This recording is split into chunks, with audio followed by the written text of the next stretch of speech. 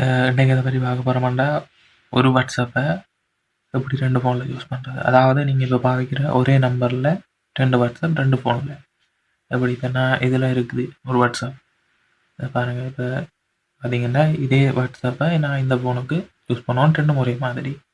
அதை எப்படி என்ன சொல்ல போகிறேன், வாங்க வீடியோக்குள்ளே போகலாம்.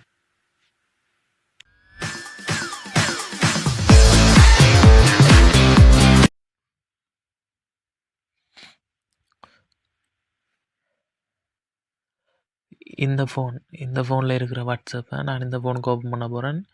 இப்போ இதில் இருக்கிற பாருங்கள், இதில் எல்லாம் இருக்குது தானே.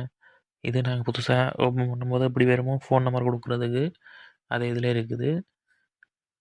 வாட்ஸ்அப்புக்குள்ளே போயிட்டு இந்த மேலே இருக்க 3 டாட்டை டச் பண்ணிவிட்டு இதில் முதலாவதாக இருக்குது பாருங்கள், இதை கொடுங்க. கொடுத்தது பிறகு இப்படி ஸ்கேன் பண்ணுறதுக்கு வேறு ஒரு QR உண்டு. இப்போ இந்த மாதிரி ஃபோனில் அதே மாதிரியே மேலே 3 டாட்டை டச் பண்ணிவிட்டு இப்படி வரும். இதை கொடுங்க, லிங்க் டிவைசஸ் உண்டு. இதை கொடுத்தா இந்த மாதிரி வரும். இதில் இதை கொடுங்க.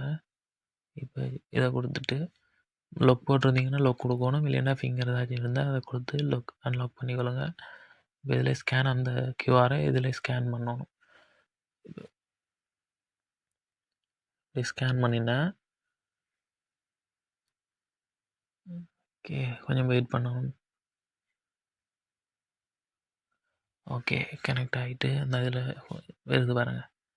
ஓகே, கனெக்ட் ஆகிட்டு அதே மாதிரி இந்த ஃபோனில் காட்டும் ஒரு ஃபோனில் கனெக்ட் ஆகிருக்கண்டு மற்ற ஃபோனில். இது இப்போ மற்ற நான் கனெக்ட் பண்ணின ஃபோன் இதில் ஒரிஜினல். இது இதுண்ட மற்ற வாட்ஸ்அப் 2 ஒன்று தான். பாருங்க, இப்போ 2லேயும் ஒரே வாட்ஸ்அப் இருக்குது.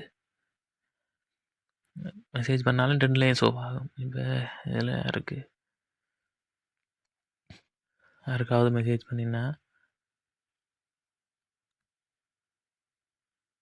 இதில் பார்த்தீங்கன்னா இதுலேயும் வரும். இந்த பார்த்தீங்களா, ஹாய்ன்னு வருது.